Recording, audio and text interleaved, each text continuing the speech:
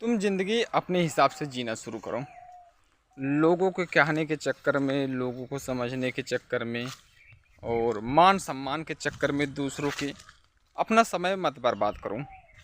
अपनी ऊर्जा, अपने समय, अपने पैसे को लोग दूसरों के चक्कर में बर्बाद कर देते हैं। दूसरों के कहने में पड़ जाते हैं। दूसर कोई उनको बताता है कि ये करो, ये नहीं, ये मत करो। रिश्तेदारों से, दोस्तों से, जो समझदार लोग होते हैं उनके संबंध बहुत कम होते हैं। आप ऐसा अक्सर देखेंगे कि जो समझदार होते हैं, जो व्यक्ति थोड़ा भी बुद्धिमान होता है, थोड़ा भी बौद्धिक चेतना उसके अंदर होती है, उसके संबंध पहली बात कम होते हैं, दोस्त कम होते हैं, रिश्तेदारों से वो कम मतलब रखता है। ऐसा क्यों होता है? क्योंकि ऐसा नहीं है कि वो व्यक्ति घमंडी हो जाता है। बात ये है कि उस व्यक्ति को पता चल जाता है कि हमारे सारे रिश्ते, सारे नाते, रिश्तेदार, दोस्त, ये सब जितने भी हैं सब स्वार्थी हैं और किसी न किसी मतलब से सब जुड़े हुए हैं, या फिर इन लोगों में वो क्वालिटी नहीं है कि इनसे ढंग से बातें किए जाएं, ढंग से इनके साथ बैठा उठा जाए। बस इसलिए वो संबंध थोड़ा कम कर देता है।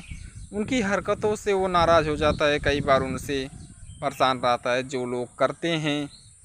और उन लोग का रहन सहन, वो लोग एक समाज की ढर्रा पर, समाज की परंपरा पर चलना पसंद करते हैं।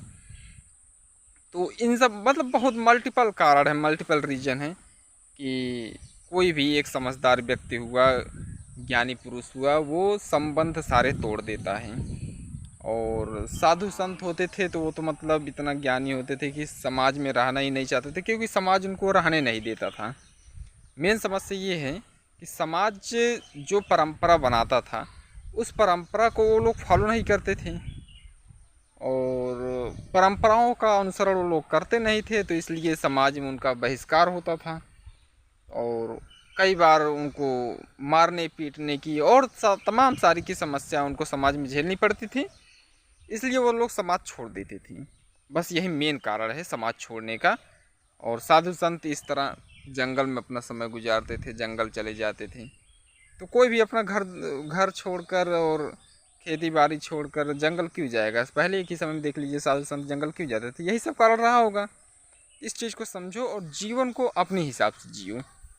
किसी के कहने चक्कर मत पड़ो। अपने हिसाब से मतलब कि अपनी बुद्धि का इस्तेमाल करो। क्या चीज़ सही है, क्या चीज़ गलत है, अपने हिसाब से सोचो, ना कि दूसरों के बताने चक्कर में ये तुम्हारे लिए सही है, ये तुम्हारे लिए गलत है।